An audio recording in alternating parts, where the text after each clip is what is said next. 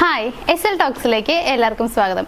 പല റിലേഷൻഷിപ്പിലും നമ്മൾ കാണാറുണ്ട് മിണ്ടി തുടങ്ങി പിന്നെ വഴക്കിൽ മാത്രം അവസാനിക്കാറുള്ളൂ എന്നുള്ളതാണ്. അതായത് ചിലപ്പോൾ എന്തെങ്കിലുമൊക്കെ ചെറിയ കാര്യങ്ങൾ സംസാരിക്കാവും, അതിൻ്റെ ഇടയിൽ പരസ്പരം അഭിപ്രായ വ്യത്യാസങ്ങൾ വന്നതുകൊണ്ടൊക്കെ ഒരുപാട് വഴക്കുകൾ വരാറുണ്ട്. ഇത് അഭിപ്രായ വ്യത്യാസങ്ങളിൽ മാത്രമല്ല, ചിലപ്പോൾ അതൊരു ഫിനാൻഷ്യൽ ഇഷ്യൂ ആയിരിക്കാം. അങ്ങനെ പല കാര്യങ്ങളിലാണ് പലയിടത്തും വഴക്കുകൾ സംഭവിക്കാറുള്ളത്. എല്ലാവരിലും ഡിഫറെൻ്റ് ആണ് എന്നുള്ളതാണ്. അപ്പോൾ ഓരോ കാരണങ്ങൾ ഉണ്ടായിരിക്കാം.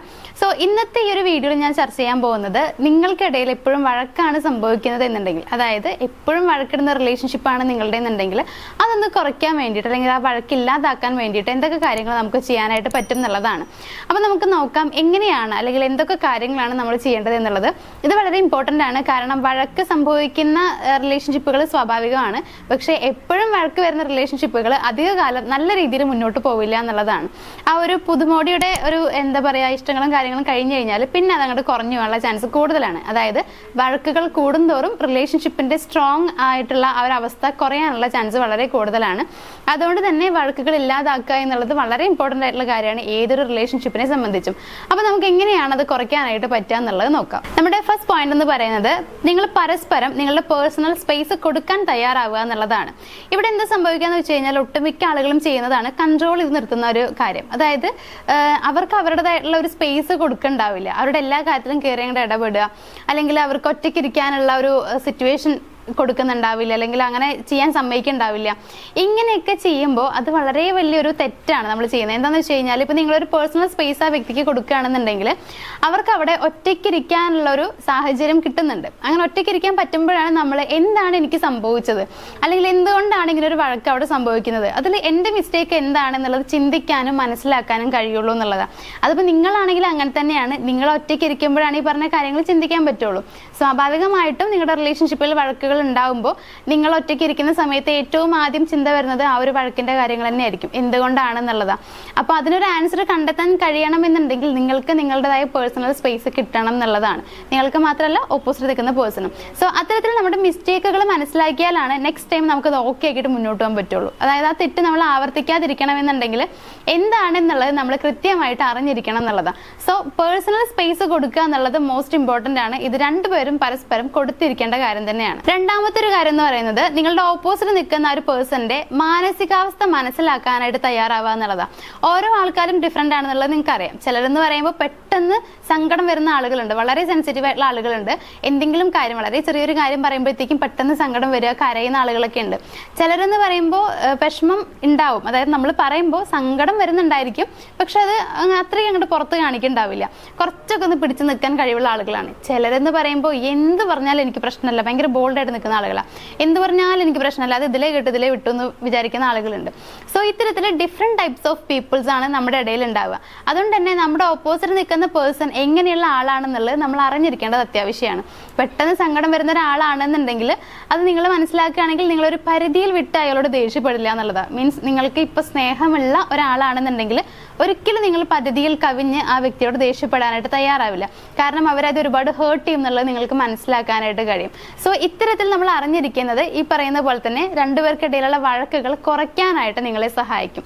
സോ അതുകൊണ്ട് തന്നെ ഓപ്പോസിറ്റ് നിൽക്കുന്ന പേഴ്സന്റെ മാനസികാവസ്ഥ എങ്ങനെയായിരിക്കും അല്ലെങ്കിൽ എന്താണ് എന്നുള്ളത് നിങ്ങൾ മനസ്സിലാക്കാനായിട്ട് ശ്രമിക്കുക. ദെൻ തേർഡ് പോയിന്റ് എന്ന് പറയുന്നത് നിങ്ങൾക്കിടയിലുള്ള കമ്മ്യൂണിക്കേഷൻ പ്രോപ്പർ ആയിരിക്കണം എന്നുള്ളതാണ്. ഈ കമ്മ്യൂണിക്കേഷൻ എന്ന് പറയുന്നത് ഞാൻ വീണ്ടും പറയേണ്ട ആവശ്യമില്ല, എല്ലാവർക്കും അറിയാം. റിലേഷൻഷിപ്പിനെ മുന്നോട്ട് കൊണ്ടുപോകുന്നതിൽ ഏറ്റവും ഇമ്പോർട്ടൻ്റ് ആയിട്ടുള്ള ഒരു ഫാക്ടർ എന്ന് പറയുന്നത് കമ്മ്യൂണിക്കേഷൻ തന്നെയാണ്. സോ കമ്മ്യൂണിക്കേഷൻ പ്രോപ്പർ ആക്കാൻ ശ്രമിക്കുക എന്നുള്ളത് എന്തായാലും എല്ലാവരും ചെയ്യേണ്ട കാര്യമാണ്. ഈ കമ്മ്യൂണിക്കേഷൻ്റെ അതേപോലെ തന്നെ ഇമ്പോർട്ടൻ്റ് ആയിട്ടുള്ള മറ്റൊരു കാര്യം, അതേ സ്ഥാനമുള്ള മറ്റൊരു കാര്യമാണ് ലിസണിങ് എന്ന് പറയുന്നത്. അവർ പറയുന്ന കാര്യങ്ങൾ കേൾക്കാനും കൂടി തയ്യാറാവുക എന്നുള്ളത്. നമ്മൾ എവിടെയാണോ കമ്മ്യൂണിക്കേഷന് ഗ്യാപ്പ് വരുന്നത് അവർക്കിടയിൽ വല്ലാതെ അങ്ങോട്ട് ആ റിലേഷൻഷിപ്പിൽ ഗ്യാപ്പ് സംഭവിച്ചുകൊണ്ടിരിക്കും. അതായത് ഒരുപാട് ഫ്രണ്ട്ലി ആയിരുന്ന പേഴ്സൺസ് വരെ പിന്നീട് അങ്ങോട്ട് അപരിചിതരായിട്ട് മാറുന്ന സാഹചര്യം വരെ ഉണ്ടാവാം. സോ അത്തരത്തിൽ സംഭവിച്ചു കഴിഞ്ഞാൽ, അതായത് പിന്നീട് കുറേ കാലം അങ്ങോട്ട് സംസാരിക്കാതെ അല്ലെങ്കിൽ ഒരു പ്രോപ്പർ കമ്മ്യൂണിക്കേഷൻ ഇല്ലാതെ ആവുന്ന സമയത്ത് നമുക്ക് വല്ലാതെ രണ്ടുപേർക്കും ഇടയിലും വല്ലാത്തൊരു ഗ്യാപ്പ് സംഭവിക്കും. അപ്പം നമുക്ക് അയാളെക്കുറിച്ച് ഒന്നും അറിയാൻ പറ്റാത്തൊരവസ്ഥയായിരിക്കും, അല്ലെങ്കിൽ നമ്മൾ അയാളെക്കുറിച്ച് ചിന്തിക്കാത്തൊരവസ്ഥയാണ് വരുന്നുണ്ടാവുക. സോ അങ്ങനെ ആകുമ്പോൾ അവരാരോ ഞാൻ ആരോ എന്നുള്ളൊരു ചിന്തയാണ് നമുക്ക് വരിക. അതായത് ഞാൻ ഉദ്ദേശിക്കുന്നത് നമുക്ക് അയാളെ തീരെ അറിയാത്ത രീതിയിലേക്ക് മാറുന്നുള്ളതല്ല, എങ്കിലും ഒരു ചെറിയ രീതിയിലൊക്കെ വല്ലാതെ നമുക്ക് അയാൾ അകന്നു ഇരിക്കുന്നു എന്നുള്ളൊരു ചിന്ത മനസ്സിലേക്ക് വരും, അല്ലെങ്കിൽ അങ്ങനെ ഒരു ഫീലിംഗ് ആയിരിക്കും നമ്മുടെ മനസ്സിലേക്ക് വരുന്നുണ്ടാവുക എന്നുള്ളതാണ്. സോ ഗ്യാപ്പ് വന്നു കഴിഞ്ഞാൽ നമുക്ക് ആ റിലേഷൻഷിപ്പ് ഒരിക്കലും നന്നായിരിക്കില്ല.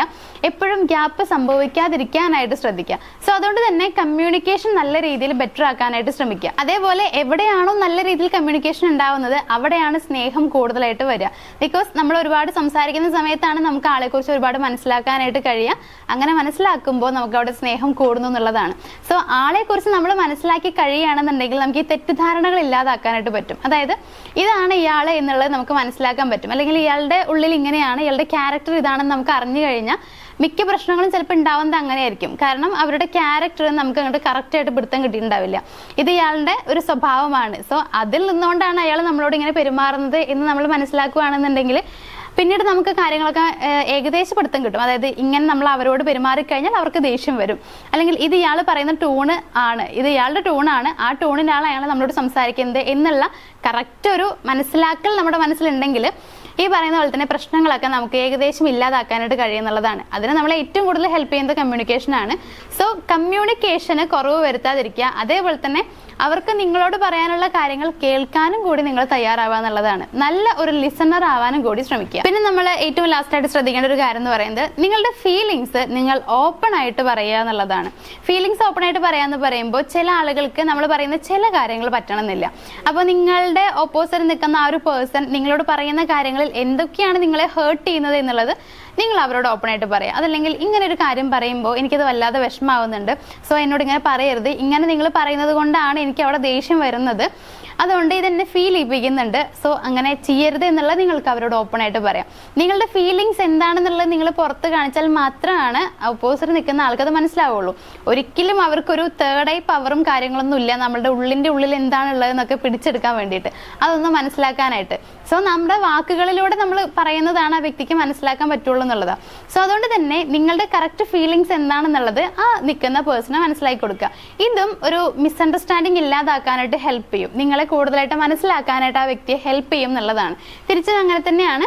അവരുടെ മുഴുവൻ ഫീലിങ്സ് നിങ്ങൾ ചോദിച്ച് മനസ്സിലാക്കുകയാണെന്നുണ്ടെങ്കിലും ഈ പറഞ്ഞ പോലെ തന്നെ നിങ്ങൾക്ക് അവരെ കൃത്യമായിട്ട് മനസ്സിലാക്കാൻ പറ്റും, വായിച്ചെടുക്കാൻ പറ്റും എന്നുള്ളതാണ്. ഇയാൾ ഇങ്ങനെയാണെന്നുള്ളത് നമുക്ക് വളരെ കൃത്യമായിട്ട് അറിയണം എന്നുണ്ടെങ്കിൽ അയാളുടെ മനസ്സിൽ എന്തായിരിക്കും, അല്ലെങ്കിൽ ഓരോ കാര്യങ്ങൾ അയാൾ എങ്ങനെയാണ് എടുക്കുന്നത്, നമ്മൾ പറയുന്ന കാര്യങ്ങൾ അയാൾക്ക് ഏത് രീതിയിലാണ് ഫീൽ ആവുന്നത് എന്നുള്ളത് കൃത്യമായിട്ട് മനസ്സിലാക്കിയാൽ മാത്രം മതി. സോ ഇത്തരത്തിൽ നിങ്ങളുടെ ഫീലിങ്സ് എന്താണെന്നുള്ളത് ഓപ്പൺ ആയിട്ട് ആ വ്യക്തിയെ അറിയിക്കാനായിട്ട് ശ്രമിക്കുക. ഇതും ഒരു പരിധി വരെ നിങ്ങളുടെ പ്രശ്നങ്ങളെല്ലാം തന്നെ ഇല്ലാതാക്കാനായിട്ട് ഹെൽപ്പ് ചെയ്യുന്നുള്ളതാണ്. ഈ പറഞ്ഞ കാര്യങ്ങളൊക്കെ നിങ്ങൾ ഫോളോ ചെയ്ത് കഴിഞ്ഞാൽ നിങ്ങൾക്കിടയിലുള്ള പ്രശ്നങ്ങൾ ഇല്ലാതാവും എന്ന് പറയുന്ന റീസൺ മറ്റൊന്നല്ല, ഇത്രയും കാര്യങ്ങൾ നിങ്ങൾ മനസ്സിലാക്കിയാൽ ആ വ്യക്തിയെ മുഴുവനായും നിങ്ങൾ മനസ്സിലാക്കി എന്നുള്ളതാണ് അർത്ഥം. മുഴുവനായി മനസ്സിലാക്കാന്ന് വെച്ച് കഴിഞ്ഞാൽ അയാളുടെ സീക്രട്സ് മുഴുവൻ അറിയുക എന്നുള്ളതല്ലാട്ടോ ഞാൻ ഉദ്ദേശിക്കുന്നത്. അവരുടെ ക്യാരക്ടർ, അവരുടെ മനസ്സിൽ എന്താണ് എന്നുള്ളത് നമുക്ക് മനസ്സിലാക്കാൻ പറ്റുന്നുള്ളതാണ്. അങ്ങനെ മനസ്സിലാക്കിയാൽ മാത്രം മതി എങ്ങനെ നമുക്ക് അവരോട് പെരുമാറണം എന്ന് അറിയാനായിട്ട്. അതായത് ഈ രീതിയിൽ പെരുമാറിയാൽ കുഴപ്പമില്ല, അല്ലെങ്കിൽ ഇതിനപ്പുറത്തേക്ക് ഞാൻ അയാളോട് ദേഷ്യപ്പെട്ട് കഴിഞ്ഞാൽ അയാൾ തിരിച്ച് ചിലപ്പോൾ എന്നോട് എനിക്ക് ചിലപ്പോൾ രണ്ടടി തരും, അല്ലെങ്കിൽ എന്നോടും തിരിച്ച് അതേപോലെ ദേഷ്യപ്പെടും എന്നൊക്കെ നമുക്ക് അറിയാനായിട്ട് പറ്റും. സോ ആ ഒരു ലിമിറ്റ് വെച്ച് നമുക്ക് അവരോട് ബിഹേവ് ചെയ്യാൻ പറ്റുന്നുള്ളതാണ്. മാത്രമല്ല നമുക്ക് എവിടെയാണോ സ്നേഹം കൂടുന്നത് അവിടെ വഴക്കുകൾ കൂടുമെന്നൊക്കെ നമ്മൾ പറയാറുണ്ട്. പക്ഷെ അങ്ങനെയല്ല, വഴക്കുകൾ ഉണ്ടാവാം, പക്ഷേ അതിൻ്റെ കാഠിന്യം കുറവായിരിക്കും എന്നുള്ളതാണ്. സോ നിങ്ങൾ തമ്മിൽ നല്ല രീതിയിൽ മുന്നോട്ട് കൊണ്ടുപോകുന്ന ഒരു റിലേഷൻഷിപ്പ് ആണെന്നുണ്ടെങ്കിൽ, ഇപ്പം ഞാൻ ഈ നേരത്തെ പറഞ്ഞ കാര്യങ്ങളൊക്കെ നിങ്ങൾ ഫോളോ ചെയ്യുകയാണെന്നുണ്ടെങ്കിൽ ഉറപ്പായിട്ട് നിങ്ങൾക്കിടയിലുള്ള സ്നേഹം കുറച്ചുകൂടി കൂടുകയാണ് ചെയ്യുക. അത് നിങ്ങൾക്കിടയിലുള്ള വഴക്കിൻ്റെ കാഠിന്യം കുറയ്ക്കാനായിട്ട് നിങ്ങളെ ഹെൽപ്പ് ചെയ്യും. അപ്പോൾ നന്നായിട്ട് വഴക്കിടുന്ന ആളുകളൊക്കെ ആണെന്നുണ്ടെങ്കിൽ ഞാൻ ഈ പറയുന്ന കാര്യങ്ങൾ ജസ്റ്റ് ഒന്ന് ഫോളോ ചെയ്താൽ മതി. ഉറപ്പായിട്ട് നിങ്ങളുടെ വഴക്കിൻ്റെ കാര്യത്തിൽ ചെറിയൊരു മാറ്റമെങ്കിലും സംഭവിക്കുന്നുണ്ടായിരിക്കും. അപ്പോൾ നമ്മുടെ വീഡിയോയിൽ ഇത്രയും കാര്യങ്ങളാണ് പറയാനുണ്ടായിരുന്നത്. നമ്മുടെ വീഡിയോ നിങ്ങൾക്ക് ഇഷ്ടമായി എന്നുണ്ടെങ്കിൽ വീഡിയോ ഒന്ന് ലൈക്ക് ചെയ്യുക, ഷെയർ ചെയ്യുക, നമ്മുടെ ചാനലും സബ്സ്ക്രൈബ് ചെയ്യുക. മറ്റൊരു വീഡിയോ ആയിട്ട് കാണാം. താങ്ക്